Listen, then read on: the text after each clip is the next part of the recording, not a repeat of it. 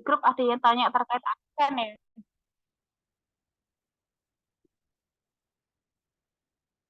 Yang siap kira-kira siapa aja?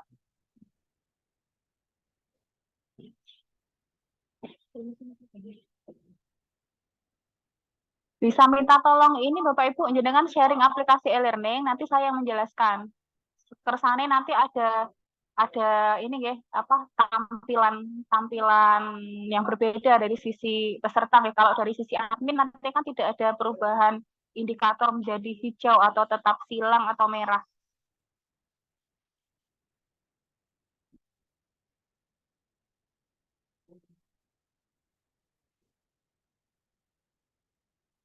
Yang bersedia siapa Bapak Ibu? Mohon cepat. Sudah dari Mbak Deyang ya. Terima kasih.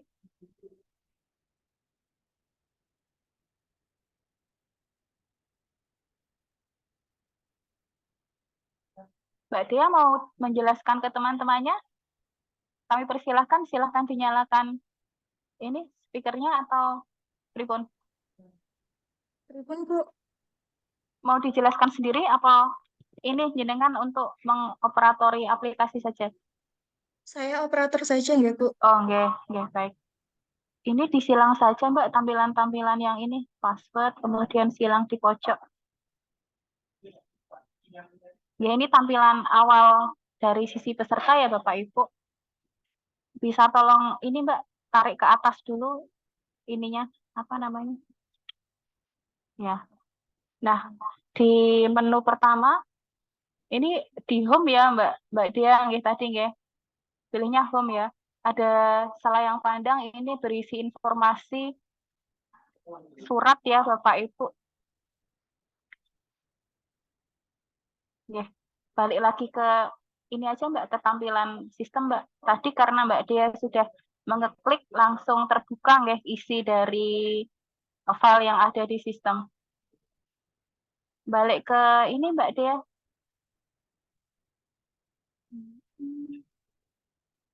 Ada surat, ada jadwal. Jangan di spotlight ya. Oh,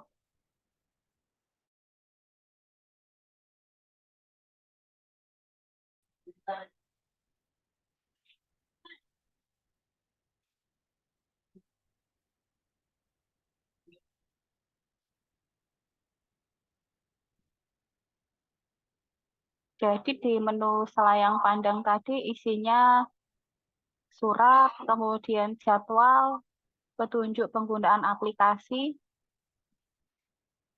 Ada 3 nggih Bapak Ibu. Nah ini sudah diklik down semua. Kalau misalnya informasi di apa hijau yang samping ada centangnya itu mark as down, silakan diklik. Dan mohon dibaca ya Bapak Ibu. Nanti otomatis akan berubah hijau ya. Sebelumnya tampilan di sayang pandang ada apa masing-masing file itu tidak ada warnanya, tapi ketika sudah dilakukan akan berubah menjadi hijau. Kemudian lanjut ke yang dokumen peserta Mbak Dia, bisa tolong dibawa ke bawah ininya, apa namanya, kasih ini.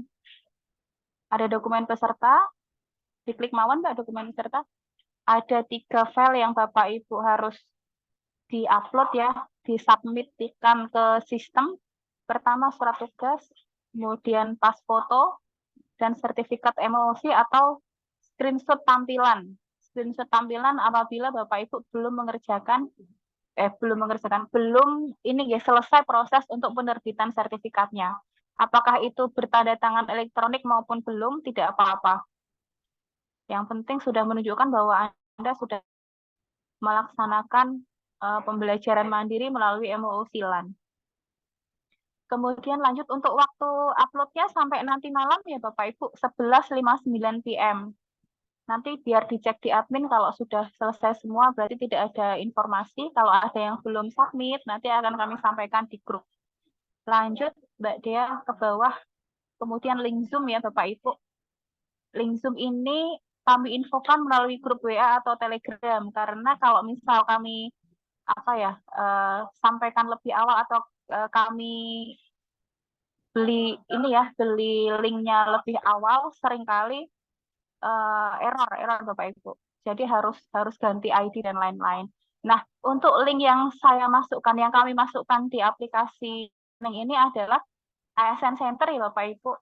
ASN Center Rembang itu merupakan pengembangan dari tim IT BKD untuk dua fungsi Bapak Ibu. Yang pertama untuk cek riwayat dokumen kepegawaian. Kemudian yang kedua untuk upload data mandiri. Yang diupload apa? E-file, surat BKD juga sudah pernah, mungkin Bapak Ibu juga pernah membaca. Yang kedua untuk update riwayat diklat dan sebagainya. Nanti bisa melalui ASN Center, dan ketika Bapak Ibu upload melalui ASN Center, nanti akan memperbaiki dua data. Yang pertama Simpek. Simpek itu untuk aplikasi kepegawaian lokal Bapak Ibu di Rembang. Ini biasanya kami pakai untuk kalau yang PNS bisa usul kenaikan pangkat dan izin belajar atau penggunaan gelar itu sudah melalui Simpek. Mungkin Bapak Ibu pada saat ini belum memakai untuk layanan kepegawaian. Tapi nanti mungkin dikembangkan lebih lanjut untuk perpanjangan kontrak dan lain-lain bisa jadi melalui Simpek. Kemudian yang kedua yaitu SIASN atau Sistem Informasi Aparatur Sipil Negara. Ini dokumen ini ya Bu ya, level nasional untuk kepegawaian di Indonesia Bapak Ibu. SIASN BKN bisa jenengan update lewat MyASN masing-masing atau lewat ASN Center. Kalau lewat ASN Center, Bapak Ibu untuk dokumen tertentu langsung mengupdate ya, tidak perlu approval dari admin. Kalau MyASN harus kami cek satu-satu per usulan. Kalau ASN Center nanti akan langsung masuk ke dua sistem, Simpek dan SIASN. Monggo nanti dibuka-buka sendiri di lain waktu ya Bapak Ibu untuk ASN Centernya. Lanjut ke daftar hadir Mbak Dia. Daftar hadir mungkin tadi ada beberapa yang ada kendala ya Bapak Ibu. Monggo nanti sharing aja ke temannya karena banyak yang sudah berhasil. Tinggal ini ya, klik attendance-nya. Nanti untuk yang selesai dibuka mulai jam berapa ya? Jam 11 sampai kelas berakhir. Nanti ada waktu sampai jam 18.00. Kemudian lanjut ke overview dan seterusnya Mbak Dea. Ke bawah lagi. Masih tersisa 15 menit. Untuk pertanyaan-pertanyaan bisa disampaikan lewat chat ya Bapak Ibu. Overview. Nah ini materi overview orientasi sudah berubah hijau ya. Sudah down ini, sudah dilihat otomatis, beberapa sudah otomatis nanti berubah hijau. Isinya paparan yang tadi saya sampaikan, kemudian berikutnya ada visi misi. Nah, di mata pelatihan tertentu Bapak Ibu harus melaksanakan kuis ya, mengerjakan kuis.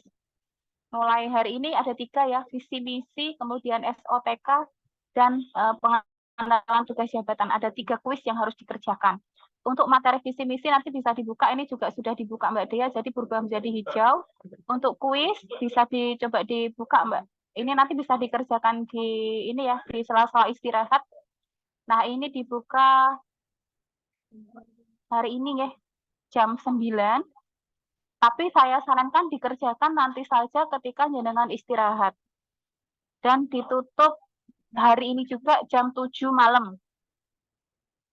Action allow ini maksudnya kesempatan untuk mengerjakan, untuk memperbaiki nilai. Kalau dulu emosi kan sampai percobaan kesekian. Nah ini kami batasi 2 kali percobaan. Kecuali nanti ada gangguan jaringan seperti kemarin, kami tambah untuk kesempatan 2 kali lagi. Karena itu kan memang di luar di luar perkiraan kita ya Bapak Ibu. Jadi memang ada kendala di jaringannya. Kemudian time limit 15 menit. Ada 5 soal dibagi 15 dibagi 5, berarti 1 soal Bapak Ibu punya kesempatan untuk mengerjakan selama 3 menit. Kemudian untuk grading metodenya, maksudnya untuk ini ya, tadi kan ada 2 kali kesempatan ya untuk mengerjakan. Nanti akan dipilih yang tertinggi Bapak Ibu. Dan grade-nya adalah 60. Jadi ada 5 soal, Bapak Ibu berhasil mengerjakan 3 soal, sudah memenuhi passing grade. Ketika sudah memenuhi passing grade, maka di tombol kuis SOTK bisa di kursor Mbak, diarahkan ke ini kuis visi misi ini nanti akan berubah menjadi hijau. di tombol kuisnya itu nggih. Kalau misal tidak memenuhi passing grade nanti akan merah.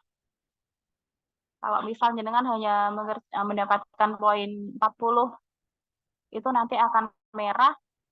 Dan kalau misal tidak dilakukan, kuisnya tidak dikerjakan atau mungkin kendala jaringan gagal mengerjakan, nanti akan silang merah.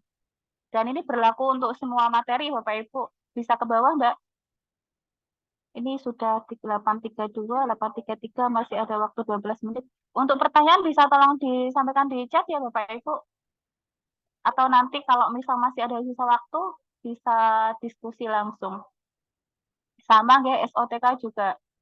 Nah, ini ada tulisan di samping ya. To do, .2 view. Artinya apa? Nanti akan berubah menjadi hijau di bawah SOTK Pemka Prembang di materi ini ketika Bapak Ibu mendownload ya, mendownload materinya. Untuk materi-materi yang lain bisa dibuka lebih awal Bapak Ibu. Bisa dibaca-baca ya untuk termasuk untuk materi besok atau nanti siang. Ini juga sama kuisnya ya, dibuka jam 9 sampai jam 7. Ini sama sampai dengan terakhir ya, langsung ke bawah saja Mbak. Yang manajemen P3K ini nanti di hari kedua Bapak Ibu juga ada kuisnya. Di hari kedua nanti ada 2 kuis saja untuk 2 mata pelatihan, yaitu manajemen P3K dan pendidikan anti korupsi. 3 di hari ini, 2 di hari kedua. Dan boleh buka file Bapak Ibu. Silahkan membuka file karena waktu 3 menit untuk searching jawaban saya kira cukup. Kemudian pembekalan penerapan berakhlak. Nah, di menu ini ada 4 file yang kami lampirkan. Yang pertama surat, paparan besok, format laporannya, dan juga tabel penerapannya. Nanti bisa di-download dari sistem. Beberapa ketika di grup kan ada yang tanya, itu sudah mendapatkan dari angkatan sebelumnya dan formatnya berbeda Bapak Ibu. Untuk pembekalan penerapan ini di laporan ya, beberapa ya kami cek itu masih lupa mengganti bahwa itu punyanya angkatan yang lalu Bapak Ibu. Nggak niat deh, copy paste itu biasa Bapak Ibu, tapi mohon nanti ada modifikasi dari jenengan, ada ciri dari jenengan ketika merangkai kata. Jangan asal kopas sampai lupa mengganti nama, itu kan aibnya kelihatan sendiri Bapak Ibu. Kami tetap ngecek Bapak Ibu.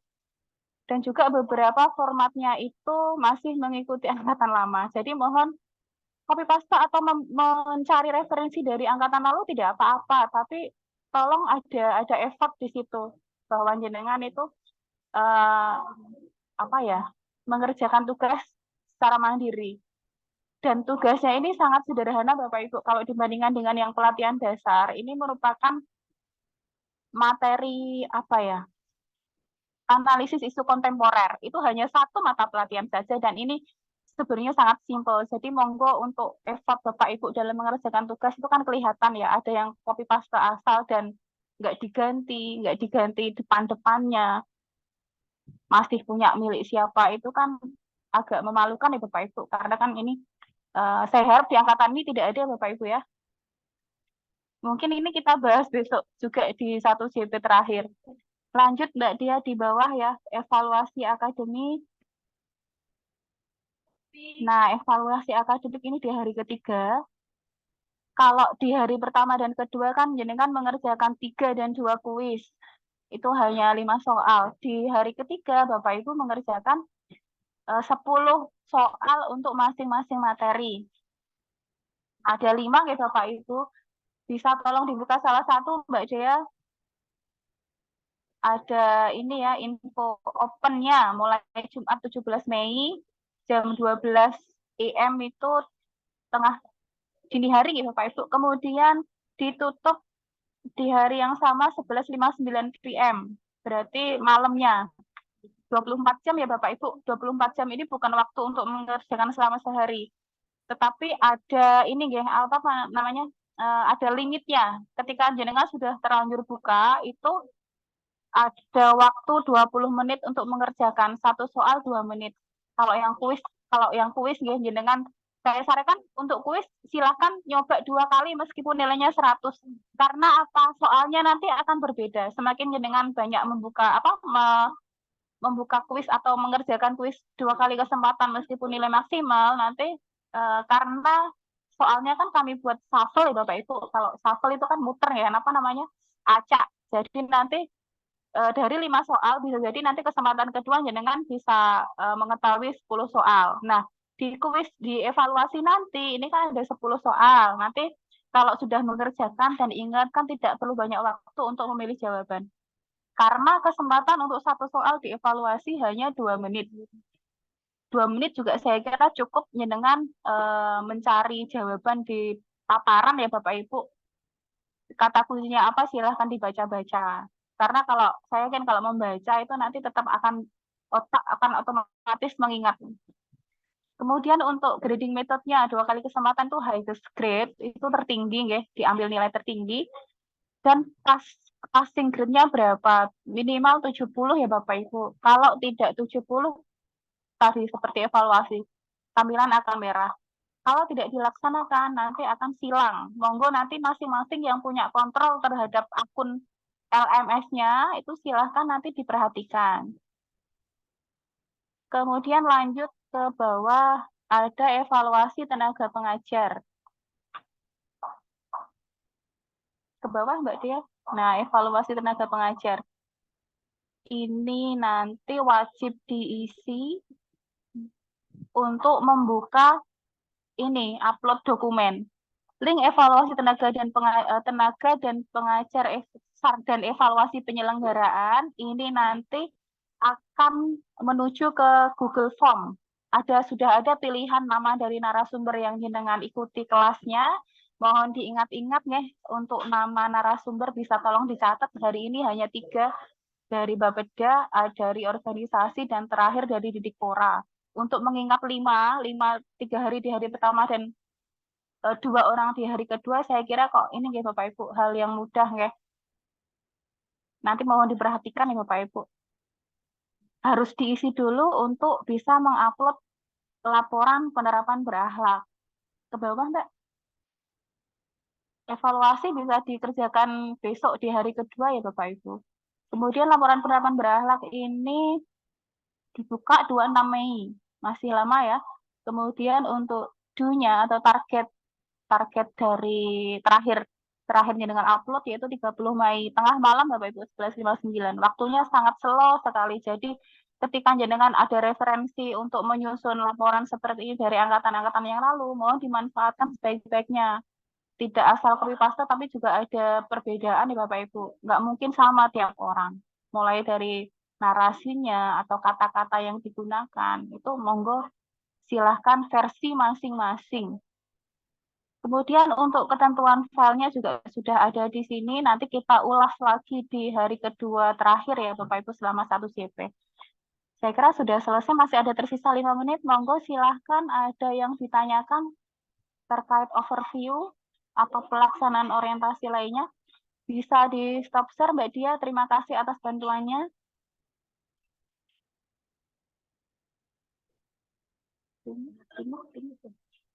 Ya.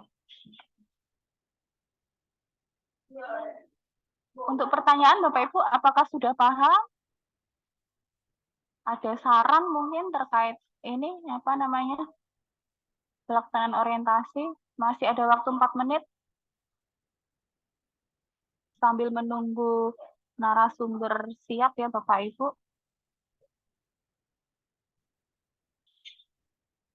Monggo silahkan manfaatkan kesempatan ini untuk bertanya apa yang jenengan belum paham atau mungkin ada yang ganjil bisa tolong disampaikan.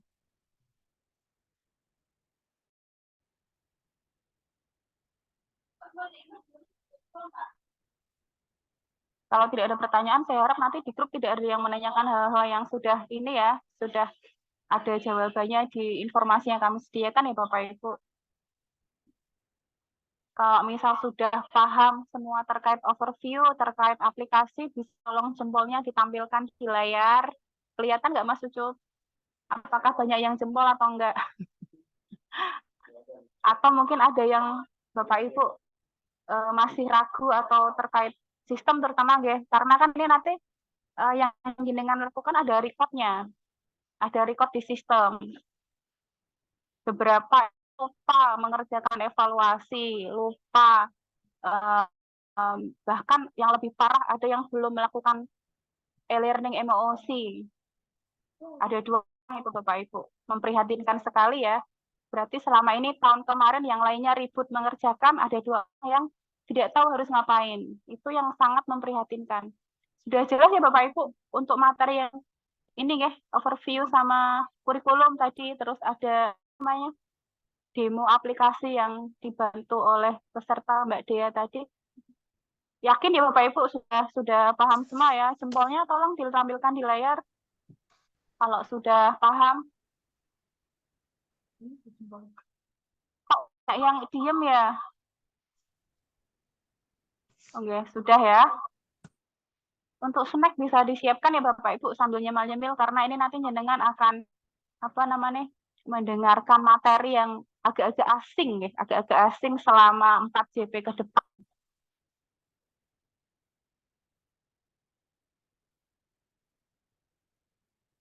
Karena selama ini kan Bapak Ibu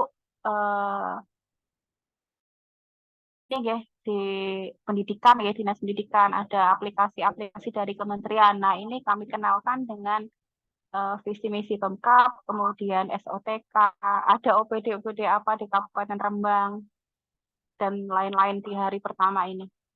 Jadi mungkin agak-agak ini ya, kalau misal agak asing atau kalau asing kan agak tidak, ada yang penasaran, ada yang tidak antusias. Nah, itu pasti ada 2 jenis peserta yang seperti itu. Apalagi ini mungkin tidak langsung jenengan gunakan di pelaksanaan tugas jabatan sehari-hari. Masih ada waktu 1 menit. Sudah paham ya terkait absensi? Harapannya nanti tidak ada lagi yang tanya link absensinya di mana. Saya harap tidak ada pertanyaan seperti itu di grup. Atau ada ini apa namanya? Bu, ini kok saya silang atau saya kok merah? Semoga tidak ada pertanyaan seperti itu. Kalau merah berarti tidak passing grade, kalau silang itu tidak mengerjakan. Misal tidak passing grade, bagaimana Bu? Nggak apa-apa. Tapi usahakan mencapai passing grade karena Bapak Ibu diberikan apa namanya? Dibolehkan, diizinkan untuk membuka materi yang sudah di-sharing di LMS dan nanti akan dijelaskan oleh narasumber. Harapannya tidak ada nilai yang di bawah passing grade.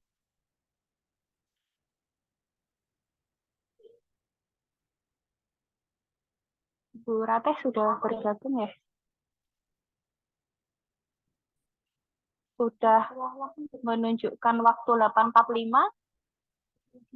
Ini tadi narasumber dari Bapeda sudah bergabung. Tapi ini terpental lagi dari sistem sambil kita tunggu.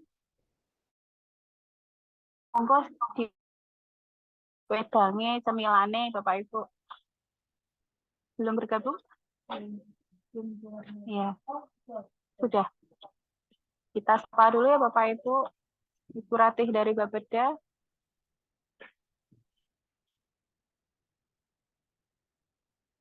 Kembali kameranya Mbak Ratih. Mbak Ratih, Assalamualaikum. Di itu dulu di videonya kebalik ya, Bu Ratih.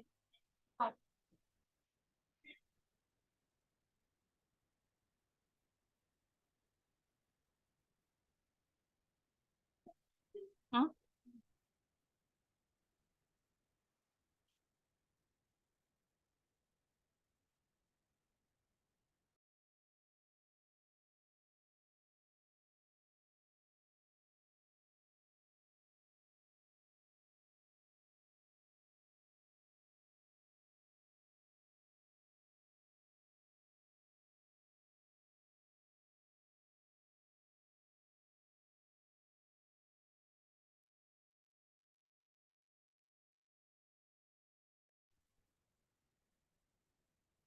Assalamualaikum, Bu Ratih.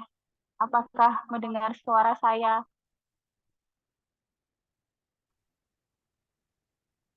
Waalaikumsalam, Mbak Nia. Waalaikumsalam, Nah, nggih, nggih, nggih. Mbak Nia. Agak putus-putus nggih, Bu Sudah Ratih. bisakah Nggih, terdengar tapi tadi agak putus-putus. sinyalnya ya, Mbak Nia? Nggih, mungkin. Ya. Tapi alhamdulillah tadi tidak ada ini nggih, Sekarang yang sudah jelas, sudah jelas. Videonya yang ini nggih, sudah apa jelas. namanya? Oke. Videonya yang agak nge-lag ya, agak telat. Tapi semoga nanti berjalan dengan lancar. Sharing materi nanti kami bantu.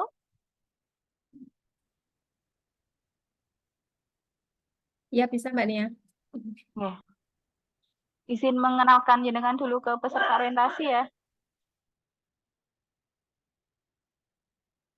Baik Bapak Ibu, untuk materi pertama di materi kedua nih, yang tadi kan hanya materi Ya. apa namanya overview saja nih. Ini materi yang lumayan ini ya Bapak Ibu mungkin agak asing dan agak berat nih mungkin ya, karena jenengan diajak untuk melihat Rembang dari sisi makronya ya, sisi misi Pemkab Rembang yang membawakan yaitu narasumber dari Badan Perencanaan Pembangunan Daerah. Beliau yaitu Ibu Agung Ratih Kusuma Dewi. Mohon diingat-ingat nanti untuk mengisi evaluasi link pengajar ya Bapak Ibu. Kemudian untuk background pendidikan, Bu Ratih ini psikolog Bapak Ibu. Dan ini ya untuk riwayat jabatan, pertama kali ketika menjadi PNS, beliau bertugas di Badan Kepegawaian Daerah sebagai tenaga psikologi. Kemudian mendapatkan promosi Bapak Ibu di BPM PKD Perlindungan Anak. Kemudian beliau juga promosi lagi ya Bapak Ibu di Dinas Pendidikan Pemuda dan Olahraga. Jadi tidak asing Bapak Ibu dengan program pemerintah yang ada di Dindikpora. Kemudian beliau rotasi lagi, pengalamannya sangat banyak di Dinas Pariwisata,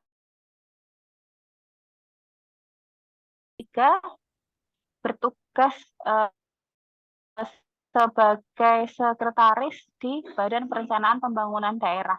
Jadi lengkap sekali untuk riwayat jabatan dan pengalaman beliau di ini ya, di sebagai PNS di Kabupaten Rembang. Baik, untuk mempersingkat waktu, kami persilakan ya Bu Ratih untuk menyampaikan paparan bersharing ilmu dengan peserta orientasi P3K. Ini angkatan terakhir untuk tenaga pendidik ya Bu Ratih. Oke. Semoga tetap semangat. Ya, terima kasih. Monggo kami persilahkan. Ya, baik. Terima kasih Mbak Nia. Assalamualaikum warahmatullahi wabarakatuh. Bapak Ibu semuanya. Baik, hari ini materi pagi ini saya di Daulat Mbak Nia untuk mengisi visi, misi, dan kebijakan dari arah kebijakan pemerintah Kabupaten Rembang. Bapak Ibu semuanya, mungkin materi ini agak asing bagi panjenengan semua, dan mungkin juga tidak aplikatif nantinya dalam mengajar, tetapi materi ini bisa untuk menambah wawasan untuk jadi arah Bapak Ibu semua dalam bekerja seperti itu. Bapak Ibu semuanya, pemerintahan misalnya di kabupaten, kemudian di semua OPD dan dinas, memang diwajibkan, jadi semuanya itu diwajibkan untuk membuat perencanaan. Jadi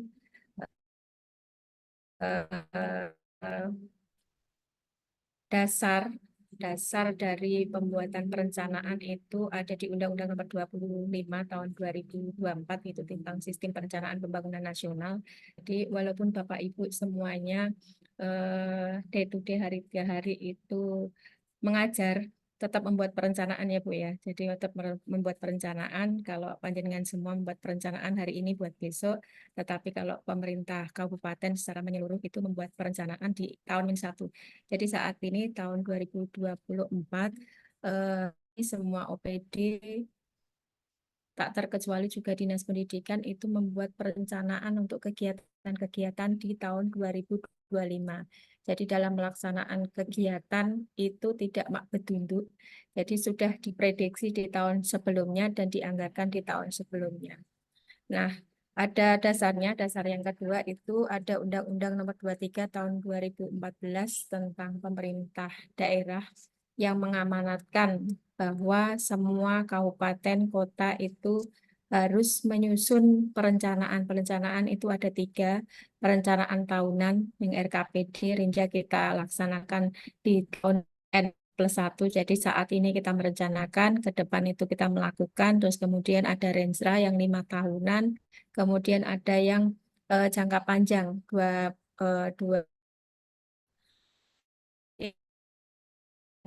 nomor 86 tahun 2017. Kemudian selain itu, ternyata ada satu dasar lagi dalam merencanakan harus sesuai dengan arah kebijakan nasional. Jadi, itu sebagai dasar untuk perencanaan. Bapak Ibu semuanya mengawali materi dari semuanya untuk visi misi dan kebijakan pemerintah kabupaten. Awal kita harus atau kita menengok bareng-bareng tentang kondisi umum di Kabupaten Rembang. Jadi gambaran umum kondisi Kabupaten Rembang. Kabupaten Rembang itu memiliki wilayah 101.408 hektar yang terbagi dalam 14 kecamatan, 287 desa, dan 7 kelurahan. Saya yakin panjenengan semua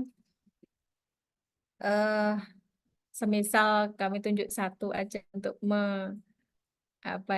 untuk menyebutkan 14 kecamatan mesti ada yang tidak hafal. Oke. Jadi ada 14 kecamatan, 297 desa. Kemudian secara geografis 6 kecamatan itu ada di wilayah pesisir, ada di wilayah pantai. Kabupaten Rembang mempunyai 63 km wilayah pantai yang terbentang dari ujung kulon dari Kaliori sampai ujung wetan di Kecamatan Sarang yang panjenengan juga perso di situ ada potensi-potensi wisata yang luar biasa. Di wilayah pesisir selain wisata juga ada perikanan, kemudian juga pertanian ya di sana. Kemudian untuk yang wilayah tengah dataran rendah itu ada 5 kecamatan. Di sana juga ada potensi wisatanya, kemudian potensi perikanan, pertanian, perkebunan. Kemudian untuk yang wilayah selatan, wilayah berbukit ada 3 kecamatan. Ada perkebunan, kemudian juga ada wisatanya di sana. Bapak Ibu semuanya, kemudian secara demografi tahun 2023 penduduk Kabupaten Rembang ada 660.166 jiwa dengan komposisi antara laki-laki dan perempuan itu hampir berimbang. Laki-laki 331.870, kemudian untuk yang perempuan 328.296. Jadi lebih banyak laki-lakinya sedikit dibanding perempuan. Kemudian untuk perbandingan antara usia yang produktif dengan non-produktif, ini juga hampir berimbang, ada 42,28%. Ya. Kemudian dari sisi kepadatan penduduknya, yang paling padat itu di Kecamatan Rembang. Yang paling rendah ya, paling sedikit jumlah penduduknya itu ada di Kecamatan Bulu. Itu beberapa gambaran sekilas gambaran tentang Kabupaten Rembang dari luas wilayah, terus kemudian demografi dan geografi serta rasio perbandingan penduduk. Bapak Ibu semuanya, ada 4 hal makro yang menjadi pijakan untuk ukuran ya, keberhasilan suatu pembangunan. Jadi ada 4 hal makro. Yang pertama itu laju pertumbuhan ekonomi, kemudian yang kedua itu indeks pembangunan manusia, yang ketiga itu tingkat pengangguran terbuka, dan yang keempat itu tingkat kemiskinan. Di pertumbuhan ekonomi saat ini di Kabupaten Rembang itu sebesar 5,2%. Nah, hal ini sedikit menurun dari tahun 2022, 5,55%. 3 lapangan usaha terbesar yang berkembang di tahun 2023 kemarin itu adalah 1 industri pengolahan, itu menyumbang usaha terbesar. Kemudian yang kedua adalah pertanian, kehutanan, dan perikanan. Yang ketiga perdagangan besar, eceran, reparasi mobil, dan sepeda motor. Itu 3 lapangan usaha yang menyedot tenaga kerja yang paling banyak. Yang pertama itu industri pengolahan. Hal ini sedikit bergeser dari 2022. Tahun 2022 yang paling unggul di pertanian, kehutanan, dan perikanan. Ada sedikit pergeseran. Kemudian lapangan usaha yang tumbuh pesat, yang meroket, itu ada di akomodasi dan makan minum, kemudian pengadaan gas dan listrik, yang ketiga informasi dan komunikasi. Ini yang tumbuhnya sangat bagus. Kemudian ada 1 lapangan usaha yang hampir-hampir punah, jadi tidak tumbuh, stagnan bahkan menurun, itu di pertambangan dan penggalian. Ini semakin sedikit nih. Kemudian beberapa strategi untuk peningkatan pertumbuhan ekonomian yang dilakukan di Kabupaten Rembang. Yang pertama, meningkatkan produktivitas pertanian dan produktivitas perikanan. Upaya-upaya telah dilakukan di Dinas Pertanian dan Pertanian, kemudian di perikanan untuk meningkatkan produktivitas produk-produknya. Kemudian juga dengan diolah jadi industri pengolahan pertanian dan perikanan. Yang kedua, penataan, pengembangan, dan peningkatan daya saing industri termasuk penguatan kewirausahaan serta daya saing UMKM. Nah, beberapa kegiatan untuk daya saing UMKM dilakukan utamanya di Dinas Indakop UMKM ya. Jadi mulai dari pelatihan untuk pelakunya, kemudian juga supporting anggaran atau suntikan modal, juga event-event dilakukan dalam rangka untuk pengembangan dan peningkatan daya saing. Kemudian juga pameran-pameran di luar bahkan luar provinsi, tingkat nasional juga dilakukan dalam rangka untuk upaya itu. Kemudian juga peningkatan promosi dagang ini selalu dilakukan, baik itu lewat lewat internet, terus kemudian juga secara langsung mempromosikan. Yang keempat, peningkatan daya saing dan nilai tambah pariwisata. Dinas Pariwisata selalu melakukan pengembangan maupun peningkatan SDM pariwisata, jadi SDM pariwisata, baik itu secara SDM-nya maupun supporting untuk pengembangan pariwisata yang ada di Kabupaten Rembang. Jadi di Kabupaten Rembang memang banyak disupport oleh desa wisata karena untuk yang untuk pemerintahnya itu memang ada di Kartini, ada yang di Hulu, kemudian dua hal itu yang menjadi ikonnya. Semoga kedepannya bisa menjadi lebih meningkat lagi untuk nilai tambah wisata, dan ini selalu digenjot. Insya Allah tahun ini akan dibangun untuk Taman Kartininya. Kemudian yang selanjutnya peningkatan iklim usaha dan peningkatan investasi melalui Dinas Penanaman Modal. Jadi kebijakan-kebijakan untuk memudahkan investor-investor masuk di Kabupaten Rembang sehingga semakin banyak lapangan usaha maupun pekerjaan yang ada di Kabupaten Rembang. Itu untuk laju pertumbuhan ekonomi dan beberapa hal untuk strategi peningkatannya. Kemudian indikator makro yang kedua adalah indeks pembangunan manusia, di mana indeks pembangunan manusia ini salah satu kakinya itu ada di panjenengan semua. Jadi ini berkaitan dengan harapan lama sekolah. Hal itu diambil dinas melalui ujung tombaknya adalah panjenengan semua yang selalu berhadapan dengan masyarakat untuk mendampingi anak didik tumbuh kembang secara maksimal. Nah, komponen indeks pembangunan manusia ini ada 4 hal. Yang pertama, usia harapan hidup diampu oleh Dinas Pendidikan saat ini ada di 74,77. Kemudian 2 indikator selanjutnya, harapan lama sekolah ada di 12,15 dan rata-rata lama sekolah ada di 7,72. Ini semuanya meningkat dari tahun lalu. Ini diampu oleh Dinas Pendidikan.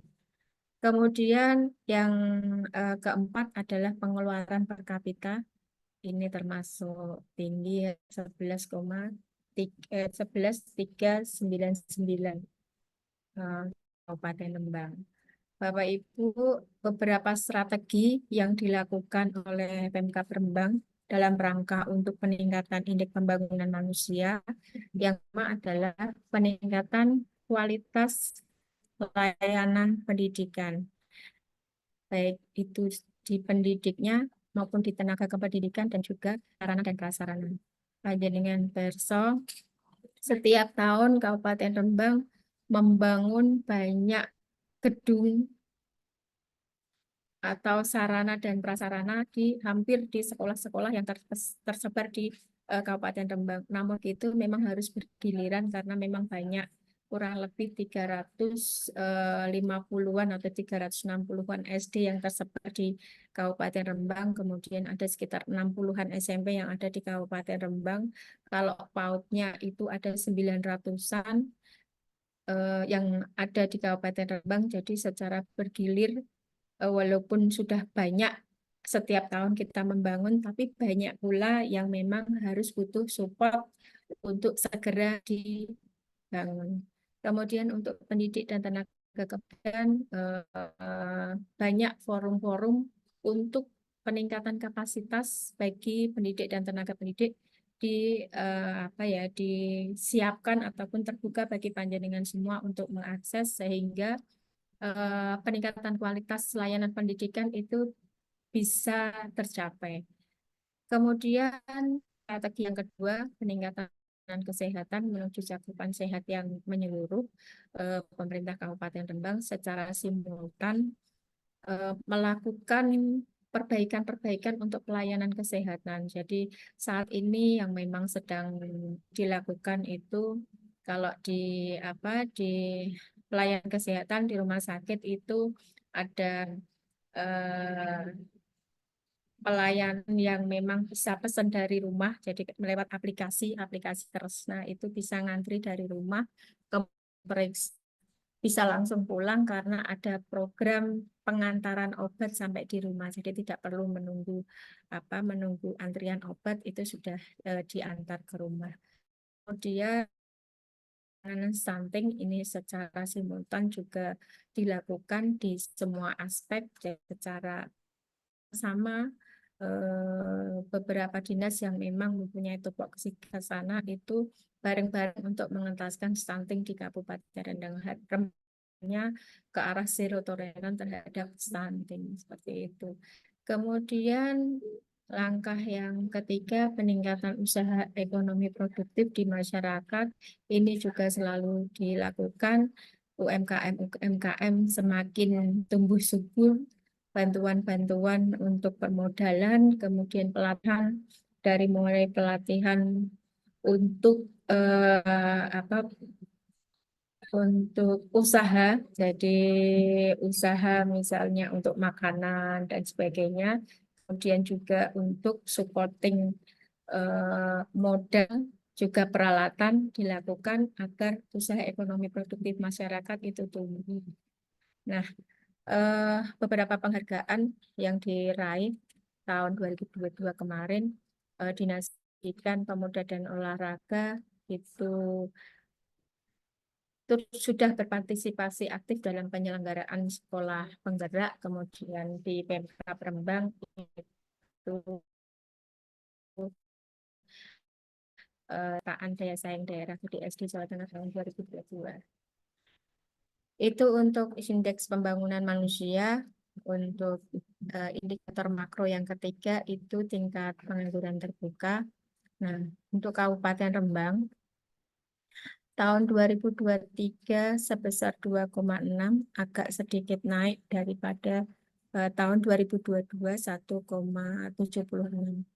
Nah, untuk hal ini, jadi hal ini disebabkan kenapa naik sedikit karena mungkin faktor demand atau permintaan pasar yang turun di tahun 2023 kemarin beberapa perusahaan itu merumahkan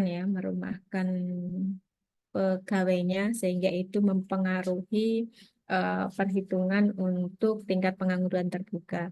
Selain itu, yang kedua mungkin kayak beberapa kan kalau pencari kerja awal itu, tetapi kalau kerja tidak melaporkan kembali lah, ini juga salah satu yang mempengaruhi untuk penghitungan tingkat pengangguran terbuka. Jadi soal data memang menjadi persoalan tersendiri bagi hampir di semua lini. Harapannya ke depannya soal data, makro data ini atau metadata ini tidak menjadi persoalan sehingga ketika ada intervensi itu bisa lebih tepat. Jadi kami memang berharap di semuanya yang di tataran dinas-dinas teknis pendamping untuk pengumpulan data agar datanya itu bisa tepat, termasuk panjenengan semua datanya kalau tepat itu tindakan intervensinya akan lebih mendekati. Kemudian untuk hal makro yang terakhir, yang keempat adalah tingkat kemiskinan. Di Kabupaten Rembang tahun 2023 itu ada di 14,17, tetapi untuk peringkat secara provinsi, jadi kabupaten kota se-Jawa Tengah, Kabupaten Rembang itu ada di peringkat 7. Peringkat 7 apa? Peringkat 7 dari bawah. Artinya masih termasuk tingkat kemiskinan masih tinggi di Kabupaten Rembang dibanding kabupaten-kabupaten lain di Jawa Tengah. Walaupun angkanya sudah sedikit turun dari tahun 2022 dari 14,65 menjadi 14,7. Beberapa strategi yang sudah dilakukan untuk menekan penduduk miskin. Yang pertama itu PPKS ya. Jadi pelayanan kesehatan sosial untuk masyarakat miskin ini selalu diupayakan dilakukan dari mulai CKRS, kemudian juga ada bantuan-bantuan untuk masyarakat miskin itu sudah dilakukan. Walaupun begitu masih banyak tersebar penduduk miskin di Kabupaten Rembang. Kemudian yang kedua, penyediaan akses perumahan dan permukiman layak. Hampir setiap tahun di semua kecamatan di Kabupaten Rembang menganggarkan untuk pemukiman layak, aman dan terjangkau. Walaupun begitu memang masih butuh support banyak lagi ke arah sana. Kemudian yang ketiga ada program pendampingan kemiskinan ekstrim untuk tahun 2022 kemarin itu 1 SKPD 1 desa. Untuk tahun 2023 kita melakukan 1 SKPD lebih dari 1 desa, ada 9, ada 11 desa yang bareng-bareng simultan dilakukan sesuai dengan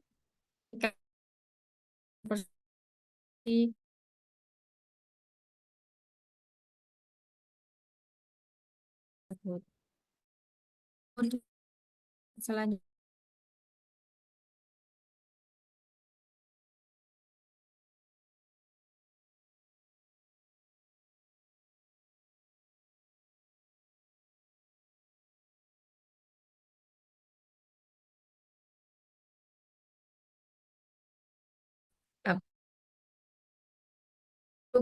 pemasaran yang ada. Jadi beberapa produk lokal saat ini kalau panjenengan jalan-jalan ke Indomaret atau Alfamart itu sudah ada produk packaging lokal di lokal Kabupaten Rembang.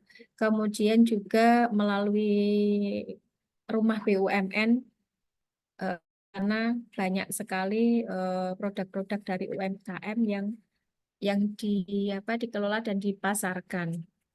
Kemudian juga distribusikan. Bapak Ibu semuanya itu 4 hal makro yang menjadi tolok ukur kemajuan pembangunan di suatu wilayah atau kabupaten. Nah, Bapak Ibu semuanya, permasalahan-permasalahan yang ada di Kabupaten Rembang saat ini, jadi setelah hal makro tadi, permasalahan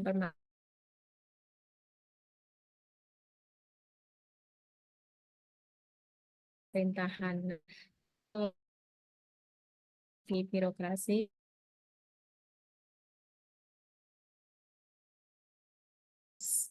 dan akuntabilitas sebuah wilayah itu ada di tata kelola pemerintahan. Nah, persoalan-persoalannya meliputi korupsi, nepotisme, tidak transparan, dan sebagainya yang ada di birokrasi. Nah, untuk mengatasi persoalan-persoalan itu tidak bisa kalau sendirian dari unsur birokrasinya. Harus ada dari lembaga-lembaga terkait atau pihak ketiga, kemudian masyarakat, sektor swasta, memang harus bareng-bareng berkomitmen untuk mengatasi persoalan-persoalan di tata kelola pemerintahan ini. Kemudian untuk yang kedua, soal kualitas manusia. Nah, kalau kami bilang kualitas SDM ini merupakan faktor kunci. Jadi ketika kualitas SDM-nya sudah bagus, untuk menyelesaikan persoalan-persoalan yang ada itu menjadi semakin mudah. Jadi faktor kunci menurut kami adalah peningkatan kualitas SDM, yang mana salah satunya peran panjenengan semua untuk meningkatkan kualitas SDM di masyarakat. Panjenengan juga termasuk unsur dari pemerintahan. Jadi menurut kami ketika sudah masuk di P3K, jangan berhenti belajar, tapi meningkatkan kualitas dengan mengikuti berbagai pelatihan untuk mengupgrade. Kemudian permasalahan yang selanjutnya ada ketersediaan dan infrastruktur. Ya, walaupun setiap tahun pemerintah Kabupaten Rembang sudah membangun ribuan ataupun merehabilitasi ribuan kilometer jalan yang ada di Kabupaten Rembang, tetapi masih banyak juga yang memang belum tersentuh dan memang butuh untuk perbaikan infrastruktur. Harapannya dengan kesediaan infrastruktur ini, akses pendidikan, kemudian pertumbuhan ekonomi, kemiskinan itu bisa selesai, paling tidak bisa menurunkan. Jadi dengan akses jalan yang bagus, pertumbuhan ekonomi dari suatu masyarakat bisa baik, kemudian akses pendidikan juga baik, sehingga angka kemiskinan bisa diminimalisir. Kemudian kualitas lingkungan hidup. Kualitas lingkungan hidup menjadi persoalan sendiri di Kabupaten Rembang, utamanya adalah untuk persediaan air baku. Kalau musim kemarau, ini awal musim kemarau, mungkin yang punya PDAM sudah bergiliran. Nah, ini memang menjadi persoalan tersendiri. Kemudian masih rendahnya kemandirian di desa. Dari 287 desa yang berstatus desa mandiri, masih belum ada sepertiganya di kabupaten. Dan itu butuh effort, usaha yang besar bagi Bapak Ibu semuanya yang berkaitan dengan desa itu. Masih banyak upaya yang harus dilakukan untuk ke arah sana. Bapak Ibu semuanya, dari beberapa gambaran umum, kemudian isu dan permasalahan di Kabupaten Rembang, hal itu diramu menjadi beberapa isu strategis yang memang harus harus diperbaiki kualitasnya atau harus disupport, harus dibangun, harus diperbaiki. Nah, isu-isu strategis dari beberapa permasalahan ketemu 7 isu strategis. Yang pertama, masih perlunya pengembangan tata kelola pemerintahan. Betul, masih menjadi permasalahan sehingga itu strategis. Kemudian yang kedua, kualitas SDM yang belum memiliki daya saing yang optimal, serta pelayanan yang masih memerlukan peningkatan. Jadi harapannya ketika SDM itu sudah memiliki profesionalisme daya saing yang bagus, sehingga pelayanan-pelayanan dasar ini sudah mencapai SPM-nya sudah tercapai. Jadi standar pelayanan minimalnya itu sudah terlampaui. Kemudian yang ketiga, pengendalian tata ruang dan perlunya pemantapan penyediaan infrastruktur dan ketersediaan air baku. Ya, masih banyak infrastruktur yang memang harus diperbaiki dan ditangani. Kemudian ketersediaan air baku menjadi salah satu persoalan tersendiri. Kemudian yang keempat, perlunya penguatan inovasi dan daya saing nilai tambah produksi serta sektor perekonomian. Ini butuh selalu disupport sehingga daya saing itu tumbuh, kemudian perekonomian itu bisa meningkat. Yang kelima, angka kemiskinan. Kemudian yang ketujuh, kemandirian desa. Yang keenam, kemandirian desa. Yang ketujuh, ini soal kesehatan. Jadi ancaman krisis, terus kemudian wabah, endemik, dan pandemik. Bapak Ibu semuanya, dari beberapa isu strategis itu dirumuskan lagi menjadi visi misi Kabupaten Rembang yang nanti akan digarap sampai tahun 2026. Visinya mewujudkan Rembang Gemilang 2026, jadi masih memakai Rembang Gemilang 2026 karena saat ini masih tahun 2024. Visi itu diterjemahkan dalam 4 misi. Misi yang pertama di perbaikan birokrasi, pengembangan profesionalisasi organisasi dan tata kerja birokrasi. Jadi ada secara internal di birokrasi pemerintahan. Kemudian yang kedua, mengembangkan SDM, sumber daya manusianya. Yang ketiga itu membangun infrastruktur. Kemudian yang keempat, mengembangkan kemandirian desa berbasis potensi lokal. Nah, di misi pertama, di tata kelola birokrasi, tata kerja birokrasi. Jadi untuk yang pertama misi yang pertama itu tujuannya agar terwujud pemerintahan yang baik dan bersih. Dengan indikator tujuan, integrasi birokrasi. Apa saja yang dilakukan? Sasarannya adalah yang pertama, meningkatnya kapasitas kinerja pemerintah. Jadi harapannya nilai sakitnya itu baik, sakit itu mulai perencanaan, kemudian pelaksanaan, evaluasinya untuk program-program di semua dinas instansi di Kabupaten Rembang itu baik. Jadi mulai perencanaannya bagus, pelaksanaannya bagus, evaluasinya juga bagus. Dampak juga juga ada. Kemudian yang ketiga, BPK itu harus wajar tanpa pengecualian, WTP ya. Itu untuk laporan keuangannya. Kemudian untuk kepegawaiannya, indeks merit system itu juga harus bagus.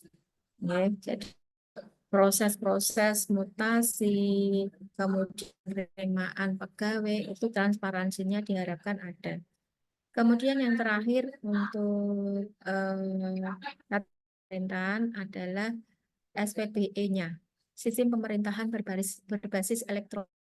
sudah harus dilakukan, tidak lagi manual, tetapi harus berbasis elektronik sehingga bisa memperlancar, bisa mempermudah, dan bahasanya ngirit karena tidak lagi banyak kertas seperti itu.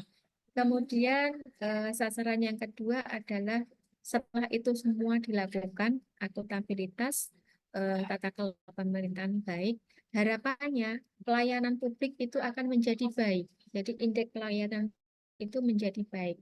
Itu apa ya? Hal yang dilakukan untuk misi yang pertama. Jadi kita harus memperbaiki tata kelola pemerintahan baik itu dari sisi pegawainya, dari sisi pekerjaannya, dari sisi laporan keuangannya maupun proses secara elektronik itu berusaha dirubah menjadi baik. Kemudian untuk misi yang kedua soal SDM. Tujuannya adalah meningkatkan kualitas SDM. Ini untuk indikator tujuannya yang lebih makro adalah indeks pembangunan manusia yang tadi ada 4 hal yang kemudian yang di SDM ada menyumbang 2. Bagaimana untuk itu? Yang pertama meningkatkan akses dan kualitas pendidikan di masyarakat. Nah, meningkatkan akses tadi melalui tadi ada infrastruktur, ada sarprasnya dibagusin. Kemudian untuk meningkatkan kualitas pendidikan di masyarakat dengan meningkatkan kualitas pendidik dan tenaga kependidikannya. Itu selalu terus dilakukan. Nah, depannya nanti kalau itu aksesnya sudah bagus, kualitas pendidikannya bagus, rata-rata lama sekolahnya naik, harapan lama sekolah. Nah, ini yang butuh peran dari dengan semua. Kemudian hal yang kedua, meningkatnya derajat masyarakat. Ini di Dinas Kesehatan untuk meningkatkan hak hidup. Yang selanjutnya meningkatnya keberdayaan gender dan 3 hal di pengembangan atau meningkatnya kualitas SDM. Tetapi untuk panjenengan di peningkatan kualitas pendidikan di masyarakat untuk misi yang kedua. Untuk misi yang ketiga, infrastruktur. Jadi harapannya setelah infrastruktur ini bagus, ekonomi bagus, tujuannya adalah meningkatkan pembangunan ekonomi di daerah. Nah, hal-hal apa saja dilakukan sebagai sasarannya? Yang pertama sekali tingkatnya kualitas pelayanan infrastruktur. Jadi indeks infrastruktur itu baik, konektivitas di antar daerah itu bagus. Jadi makanya hampir setiap tahun itu pemerintah Kabupaten Rembang selalu membuat jalan dan membagusi jalan dalam rangka meningkatkan pembangunan ekonomi di masyarakat. Yang kedua, tentunya saja indikator penumbuhan ekonomi, jadi meningkatnya sektor unggulan dan peran investasi ekonomi daerah. Sasarannya memang PDRB ya, PDRB itu penyumbang. Kemudian yang ketiga, angka kemiskinan itu turun. Kemudian yang keempat, indeks kualitas lingkungan hidup itu juga naik. Jadi kualitas airnya bagus, udaranya bagus, dan tutupan lahannya juga bagus. Itu untuk misi yang ketiga. Kemudian misi yang keempat, mengembangkan kemandirian desa berbasis lokal.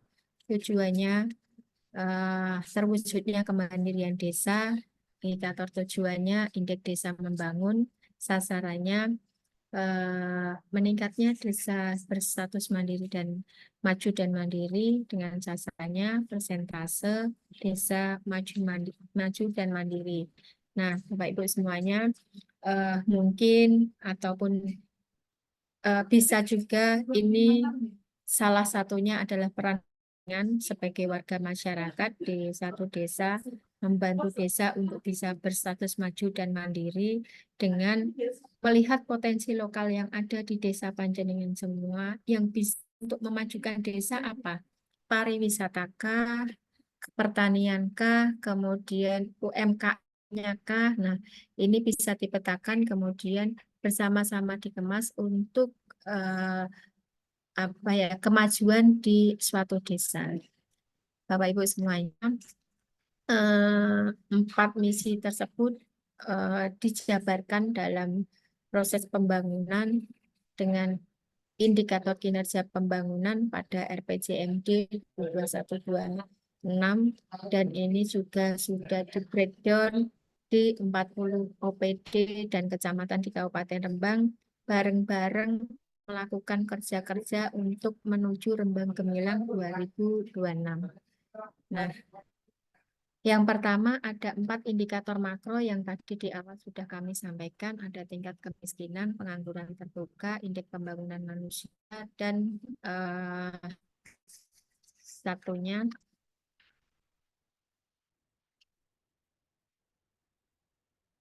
laju pertumbuhan ekonomi. Ada 4 hal makro, kemudian ada 7 indikator utama kinerja pemerintah daerah, 80 indikator kinerja utama perangkat daerah, tadi yang 7 pemerintah daerah, 274 indikator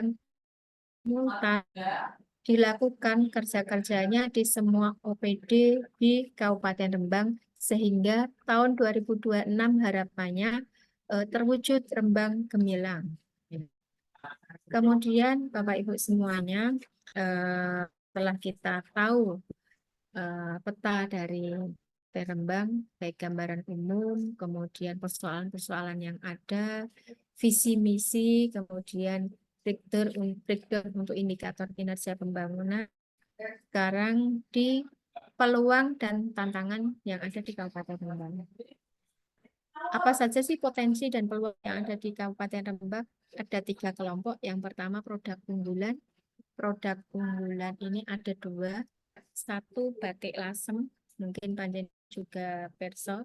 Tiap hari Selasa dan Kamis kita selalu menggunakan batik lasem ya. Selasa kita pakai atasan batik, kemudian yang hari Kamis kita pakai kain batik yang untuk bawahan. Kemudian yang kedua adalah di pertanian dan di perikanan. Itu produk unggulan di Kabupaten Rembang karena kita memiliki pantai yang panjang, jadi banyak perikanan yang ada di Kabupaten Rembang dan olahan-olahan ikan yang menjadi produk unggulan di Kabupaten Rembang. Kemudian untuk pariwisata, jadi ada tadi produk unggulan, sekarang pariwisata.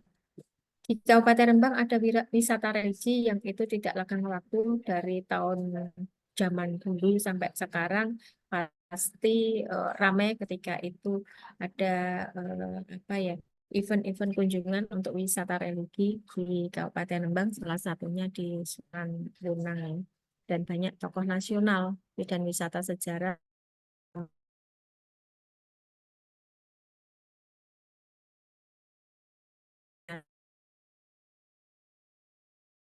Museum untuk wisata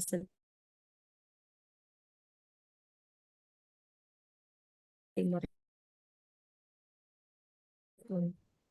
usianya hampir kalau kita tarik. Kemudian terkenal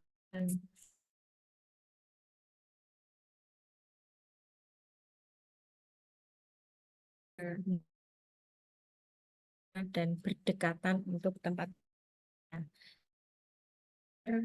desa wisata di Kabupaten Rembang muncul desa wisata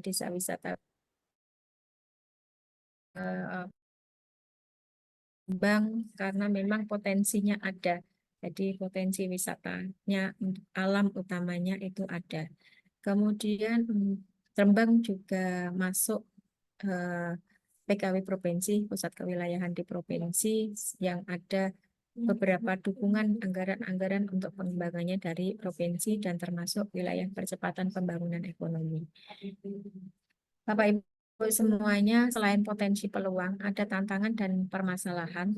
Jadi beberapa permasalahan yang ada tadi sudah kita ulas di awal, ada tata kelola pemerintahan, kemudian sumber daya manusia, daya saing ekonomi, kemiskinan dan pengangguran, dan ada persoalan-persoalan di infrastruktur.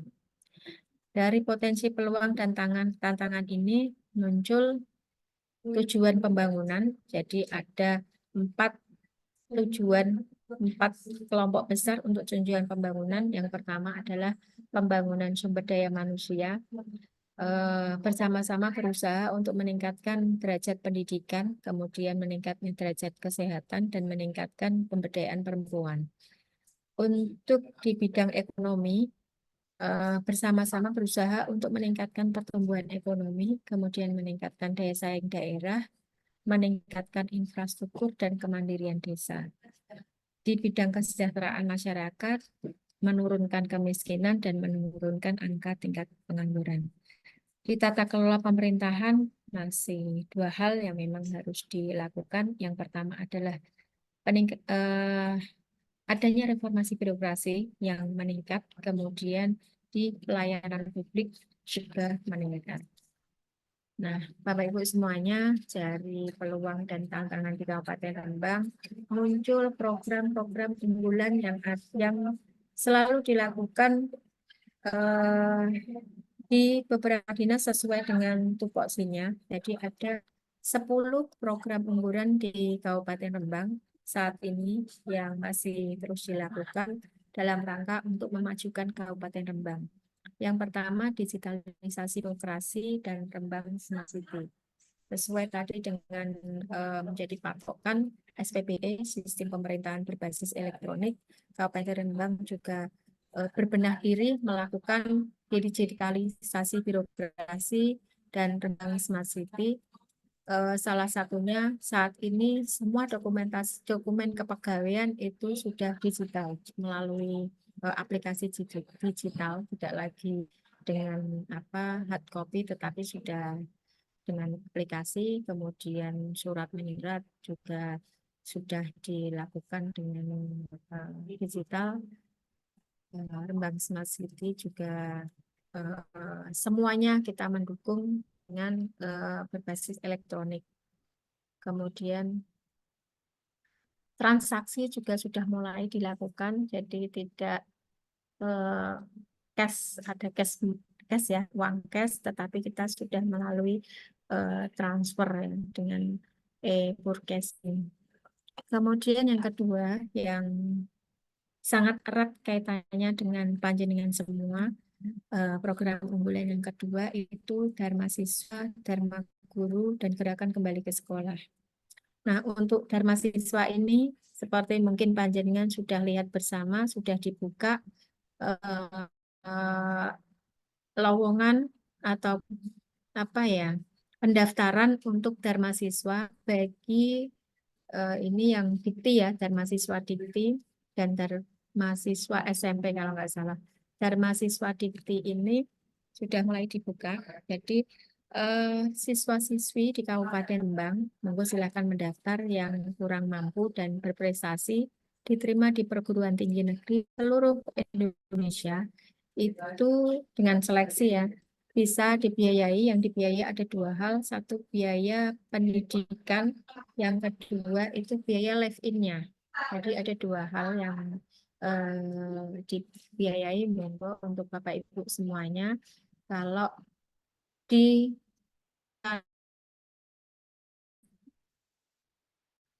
siswa anak yang memang kurang mampu dan dia berprestasi untuk bisa didaftarkan Dharma Siswa. Kemudian yang kedua Dharma Guru, yang ketiga Gerakan Kembali Sekolah. Kalau di Kabupaten Rembang sekarang ini dengan Gaspol 12, jadi anak harapannya adalah zero toleran untuk anak tidak sekolah. Kemudian ada tadi sekilas saya sudah matur penanganan kesehatan masyarakat untuk program yang ketiga ini di Dinas Kesehatan, ada home care tadi, aplikasi Kasno, Arjuno, dan Telponi. Untuk yang keempat, peningkatan kualitas sumber daya perempuan melalui ibu di rumahan. Jadi ini dalam rangka untuk pengentasan kemiskinan, untuk penguatan kelembagaan berbasis data. Kabupaten Rembang juga mendampingi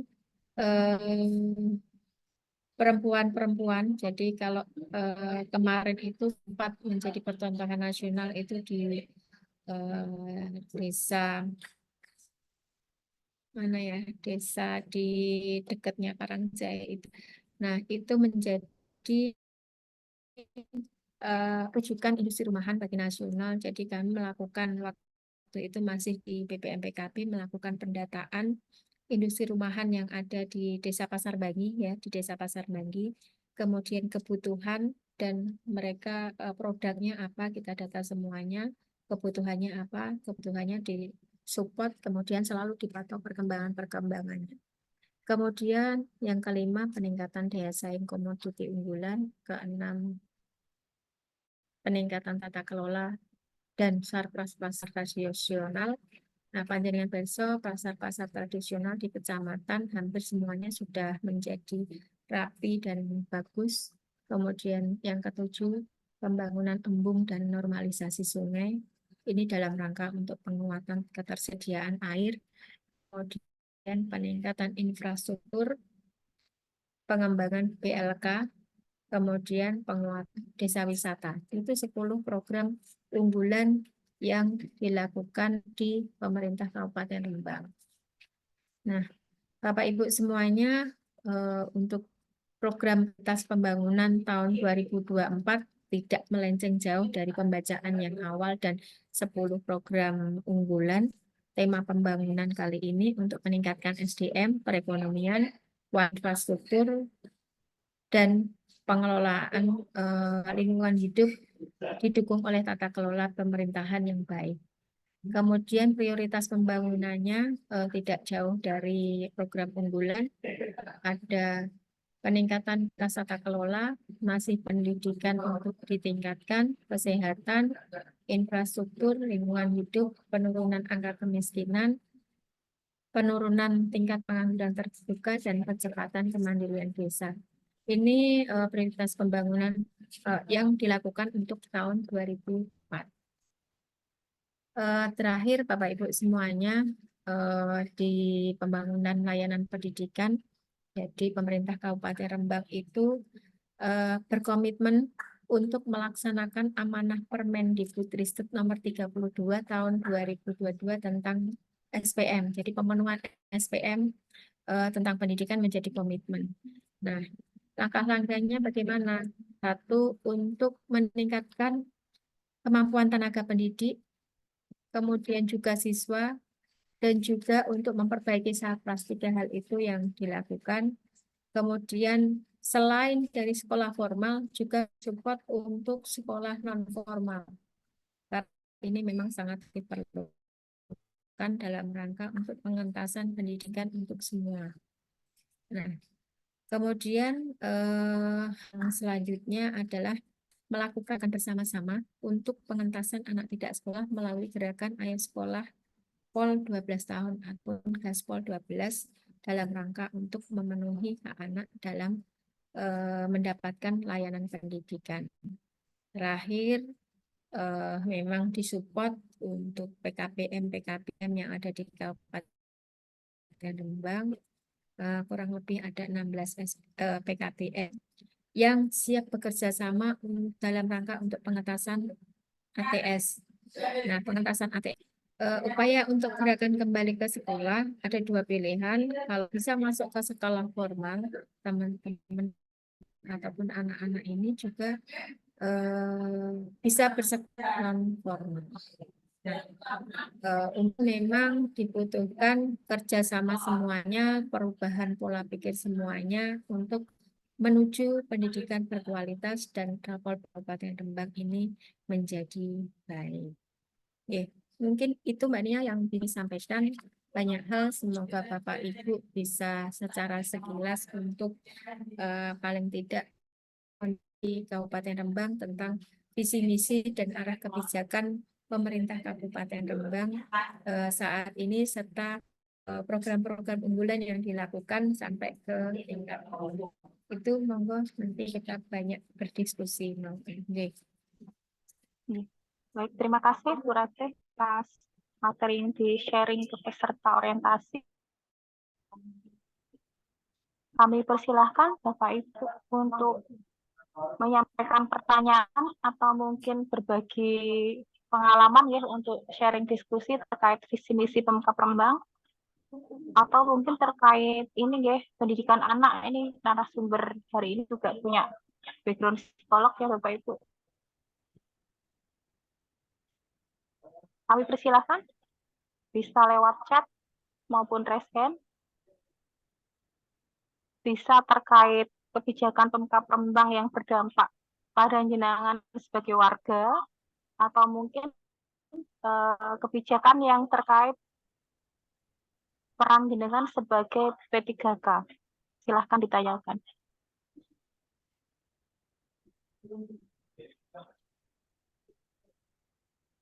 Sambil pertanyaan, untuk materi yang disampaikan Bu Ratih tadi memang ini gitu ya versi makronya ya, Ya, betul. versi visi misi Pemkab, tetapi tadi sudah digarisbawahi untuk misi 2 yang dicapai oleh kita dan juga program-program unggulan yang ada di paparan tadi, silahkan dibaca-baca. Ada juga informasi terkait peraturan Mendikbud ya, standar pelayanan minimal untuk pendidikan. Kemudian ada Pergub anak tidak sekolah tadi, berarti bisa dibaca-baca, dibuka atau di-download melalui JDIH Kabupaten Rembang ya Pak Ibu. Bisa di-searching saja di googling ya, untuk menambah wawasan Bapak Ibu sekalian. Kami persilahkan pertanyaan-pertanyaan bisa melalui chat maupun raise hand langsung disampaikan ke narasumber.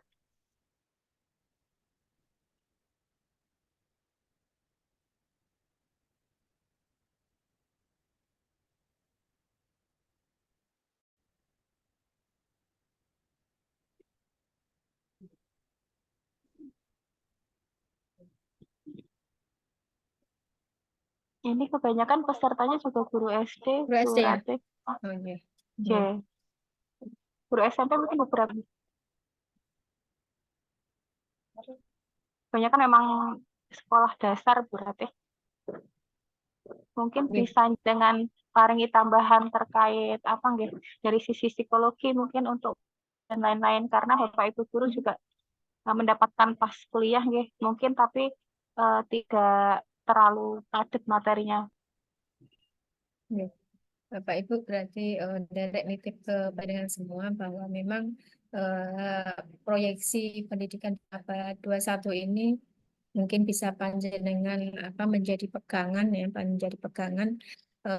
Ada 3 komponen. Yang pertama itu karakter atau akhlak. Tanpa itu berat. Jadi selain kependidikan akademisnya, jadi nitip untuk karakter atau akhlaknya. Nah, karakter ini kan ada 2, karakter moral dan karakter kinerja. Karakter moral itu ada iman, takwa, kemudian jujur dan rendah hati. Kalau karakter tangguh, ulet, tanggung jawab, kemudian tidak mudah menyerah. Nah, Bapak Ibu kan kami semua juga tidak ingin kalau anaknya jujur tapi males, kemudian cerdas tapi dia tulas, seperti itu kan tidak ingin. Jadi harapannya itu dibangun karakter, ada 2 hal itu dibangun karena tanpa itu akan berat ya. Jadi karakter atau akhlak itu di moralnya dan di kinerjanya. Kemudian yang kedua, komponen yang kedua itu kompetensi. Kompetensi ada 4K, jadi cara berpikirnya itu ada 4K. Nanti ini semuanya dilatih untuk bisa kritis, kreatif, komunikatif, dan kolaboratif. Kemudian yang terakhir itu literasi, ada 3 komponen tadi ya pendidikannya, karakter, akhlak, kompetensi, literasi. Nah, literasi ini adalah keterbukaan wawasan. Nah, itu jadi itu yang apa ya, hal umum yang harus dibawa dan ditekankan dalam proses pendidikan anak, sehingga ketika dia nanti menjadi dewasa itu akan menjadi satu, karakternya, moralnya bagus, kinerjanya juga bagus, kompetensinya bagus, literasinya juga bagus. Ya. Mungkin ini juga tidak hanya di anak didik, tetapi juga mungkin di kita semua, di panjenengan semua berusaha untuk memenuhi 3 komponen itu. Itu kemudian hal yang lain lagi, monggo panjenengan semua untuk apa ya, selalu mengupgrade diri karena pesannya Mbak Nia IPASN ini berlaku juga untuk P3K nantinya ya Mbak ya. Jadi indeks profesionalismenya pegawai juga nanti diukur setiap tahunnya dalam rangka untuk tadi reformasi birokrasi. Jadi tidak stagnan ketika aku jadi pegawai, aku jadi P3K itu akan stagnan. Tidak ada bedanya ketika belum jadi pegawai dan ketika sudah jadi pegawai. Jadi semangat untuk pengembangan diri, semangat untuk upgrade diri itu ada. Nah, monggo nanti bersama-sama atau panjenengan juga belajar metode yang pas untuk pengembangan anak didik ini seperti apa. Selain sesuai dengan kurikulum, panjenengan harus memahami hal-hal yang di luar itu dalam rangka untuk mendampingi anak didik ben bisa tumbuh kembang maksimal. Itu Mbak Nia tambahannya di luar materi yang tadi. Ya, terima kasih. Itu ya Bapak Ibu, tapi apa sudah disampaikan literasi juga di kita ya, Bu Ratih.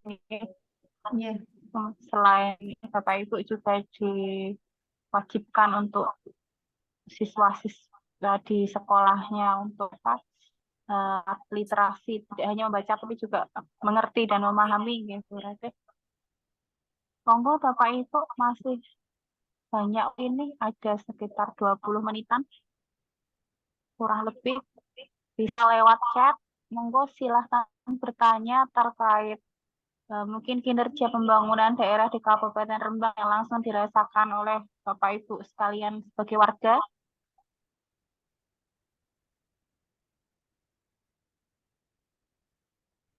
Dan juga terakhir ada rapor pendidikan ya, Bu Ratih, itu iya. langsung ke Mendikbud melalui PMM ya Pak, yang lebih mengerti Bapak Ibu selaku user ya.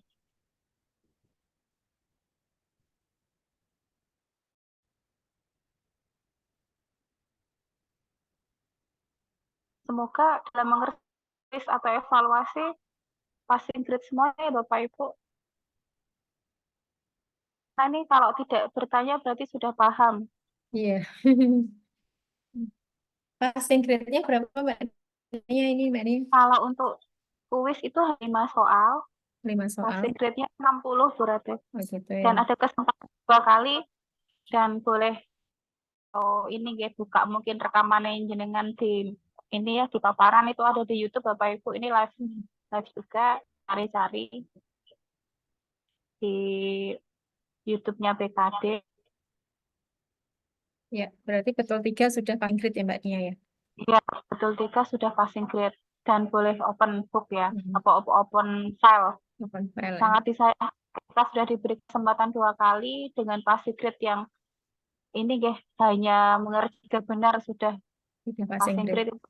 grade. Sudah longgar ya berarti. Iya, Tapi sangat longgar. ternyata beberapa mungkin ini kesusu berarti untuk mengerjakan, jadi beberapa memang di bawah Belum passing grade ya? ya, dan ini sehingga indikator nanti di learning management systemnya itu jadi merah. Jadi merah ya. Iya, meskipun Mengulang tidak nggak bisa ya Mbak Nia ya? 2 kali kesempatan, nanti Oh. diambil grade yang tertinggi. Oh, 2 kali kesempatan. Iya. Kalau bocor ditanyakan bocoran soal ya ampun dikasih tahu ya berarti. Enggak. Saya juga udah lupa Mbak Nia. ya. Monggo Bapak Ibu, apakah tidak ada yang tertarik untuk bertanya terkait ini pembangunan di Kabupaten Rembang atau mungkin lain-lain, mungkin hal yang baru ya Bu Ratih dimulai RPJP rencana pembangunan jangka panjang itu 25 tahunan. Kemudian dibagi-bagi lagi Bapak Ibu per 5 tahun. 5 namanya tahun RPJMD. RPJMD rencana pembangunan jangka menengah daerah. Kemudian tahunan itu RPJP. Ya. Kemudian nanti turun di apa namanya? Di kerja itu nanti Renja, juga nggih, nanti mm-mm, ada materi dari Didikora ya Bapak Ibu. Didikora. Nanti lebih mengerucut lagi.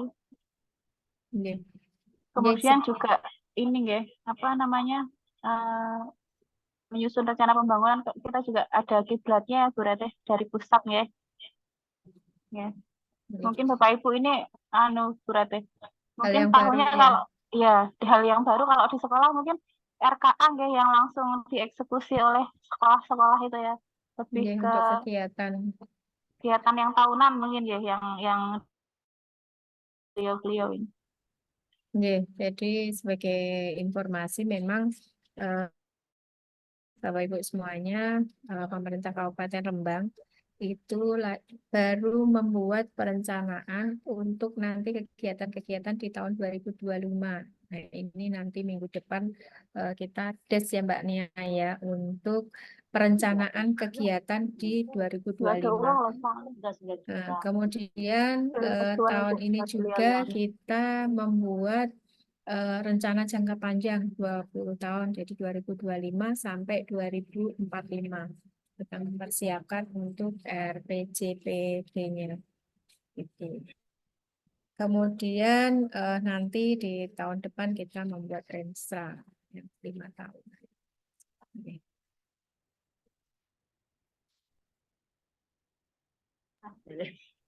memang tuh. Semoga Bapak Ibu tadi kurang lebih soalnya antara lain terkait dokumen-dokumen perencanaan pembangunan ya Bu Ratih. Yeah. Semoga nanti ini ya Bapak Ibu ingat setiap ini ya apa yang disampaikan oleh narasumber selain buka-buka file juga boleh. Jadi informasi mungkin panjenengan semua mungkin bisa dicatatkan bahwa dalam pembuatan visi misi dan arah kebijakan pemerintah Kabupaten Rembang itu tidak mengarang dan mengawang-awang, tetapi berdasarkan analisa situasi kondisi yang ada di Kabupaten Rembang, secara makro juga analisis fiskal di Kabupaten Rembang, berapa uang ataupun pendapatan di Kabupaten Rembang, dan itu menjadi bagian dari perencanaan kegiatan semuanya. Nah, itu diturun-turunkan sampai ke hal yang teknis, ke proses belajar mengajar di panjenengan semua yang ada di sekolah-sekolah. Memang jauh menariknya Mbak Nia, tetapi memang dari sanalah ada prosesnya, proses untuk perencanaan bisa melalui usulan dari OPD, bisa melalui musren, jadi musrenbang yang ada tingkat desa, tingkat kecamatan, kemudian tingkat kabupaten, juga melalui forum-forum OPD, organisasi perangkat daerah, kemudian ada legislatif melalui pokok-pokok pikirannya, itu nanti dijadikan satu, menjadi satu dokumen. Nah, itu akan diselaraskan dengan apa yang menjadi tujuan pembangunan di provinsi dan nasional. Jadi ke bawah, di tingkatan bawah, kalau di Dinas Pendidikan juga disesuaikan dengan apa yang ada di sekolah-sekolah, kebutuhan sekolah-sekolah. Kalau di kami Bapeda, kita sesuaikan ke bawah yang ada di dinas-dinas itu di kecamatan dan desa, kemudian disinkronkan antar OPD, jadi sesuai dengan apa? Sesuai dengan tupoksinya. Jangan sampai ada yang overlap seperti itu dalam penganggaran ketika ada, oh ternyata ini bisa masuk di dinas A dan dinas B lah, itu bisa dipetakan, kemudian juga disinkronkan ke atas, ke provinsi dan ke nasional. Kira-kira arah kebijakan provinsi itu seperti apa, nasional itu seperti apa. Nah, itu di-grade menjadi apa ya, program-program perencanaan dan prioritas yang ada di Kabupaten Rembang, dan itu nantinya akan dilakukan di semuanya.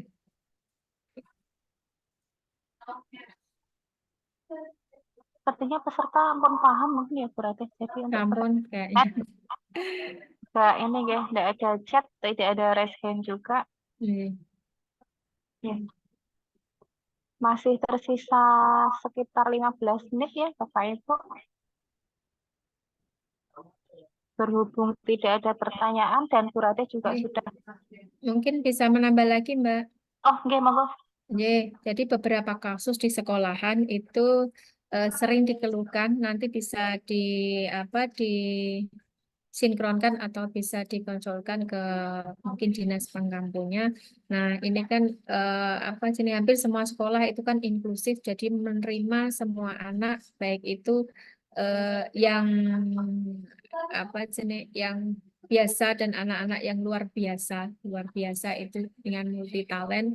Nah, yang inklusif. Nah, sehingga nanti beberapa mungkin untuk pendampingan dalam belajar akan tidak sama startnya setiap siswanya. Monggo itu panjenengan antisipasi kalau misalnya tidak ada guru pembimbing bisa diusulkan melalui dinas pendidikan ke atas nanti secara umum bisa apa ya bisa kalau misalnya itu banyak bisa menjadi prioritas untuk secara kabupaten seperti itu Mbak. Jadi eh, apa walaupun jauh dengan guru mengajar tetapi bisa diusulkan beberapa untuk perubahan-perubahan pendidikan jadi melalui jenjangnya seperti itu Mbak.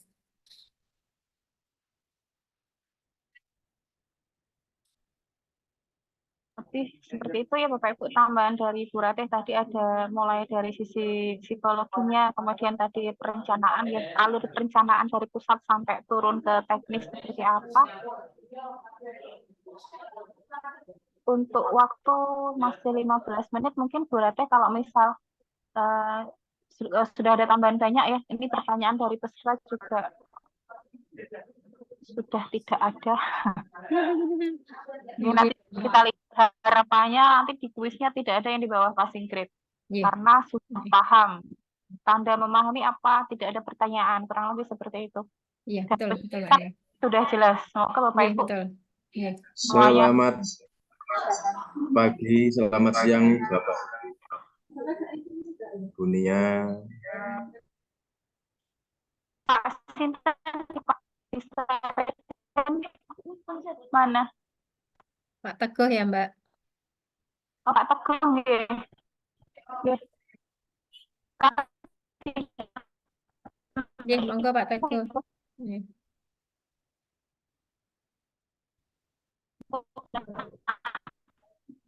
Izin bertanya itu untuk mengenai apa itu passing grade tadi, kira-kira kalau tidak memenuhi target nilai passing grade ada pengaruhnya untuk kita semua apa tidak itu untuk kedepannya.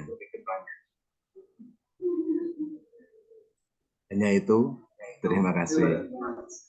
Assalamualaikum warahmatullahi wabarakatuh. Apunten surat Iya.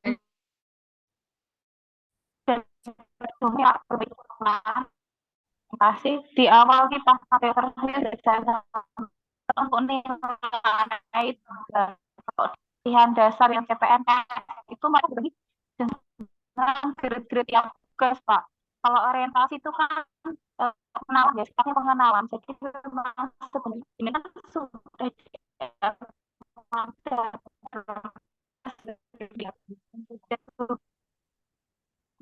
masih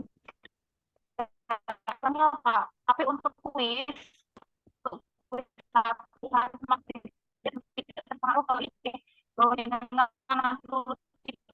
seperti itu ya ini akan dia kali boleh Mbak Nia suaranya nggak kedengaran Mbak. tes jelas sudah jelas Jelas, belum jelas. belum Kayaknya, jelas iya. ini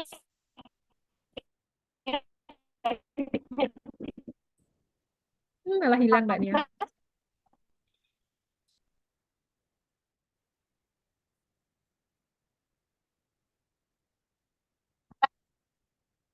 sudah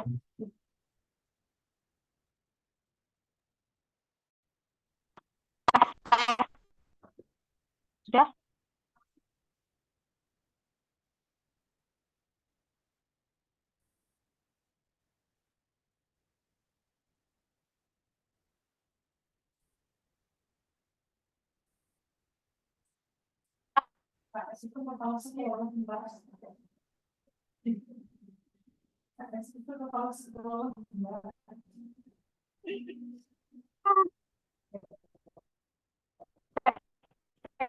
Bapak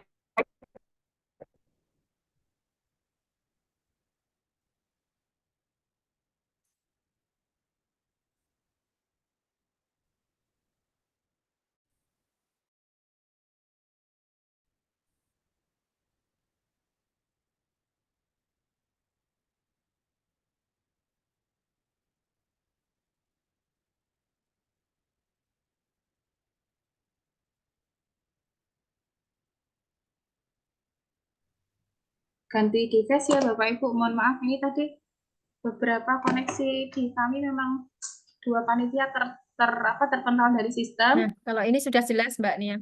Ya ganti device saya berarti. Langsung ini ya berarti mohon izin saya jawab karena ini terkait teknis pelaksanaan orientasi. Jadi Pak untuk orientasi itu monggo, kan Mbak tadi Nia. di awal Nggih. pengenalan ya Pak. Nggih. Betul nih, pengenalan untuk di pedomannya sendiri passing grade memang tidak ada ketentuan kelulusan harus memenuhi skor sekian, berbeda dengan yang pelatihan dasar. Dan kuis itu kami buat untuk lebih ini ya melatih jenengan, ada evaluasi itu juga. Kalau misal sekedar materi yang kami sampaikan pasti tidak akan ini ya, apalagi ini materi yang tidak langsung berkaitan dengan tugas jabatan jenengan, tetapi merupakan materi inti dari orientasi atau pengenalan, sehingga diharapkan dengan adanya kuis, dengan adanya evaluasi, Bapak Ibu lebih punya greget untuk mengikuti orientasi dan membaca materi seperti itu, sehingga juga menambah kompetensi jenengan, pengetahuan jenengan terkait visi misi pemkab, kelembagaan, kemudian manajemen kinerja dan lain-lain. Memang secara langsung Bapak Ibu mungkin tidak terkait di tugas jabatan, tetapi sebagai ASN itu kita dituntut untuk memahami hal-hal tersebut Bapak Ibu.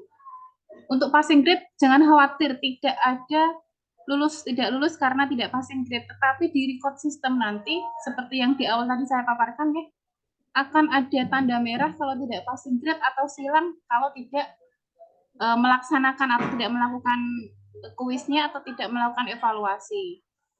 Dan tadi di awal di tata tertib sudah disampaikan ya, apa yang harus jenengan lakukan selama orientasi sehingga nanti ada sertifikat yang diterbitkan ya untuk pertimbangan perpanjangan kontrak Bapak Ibu.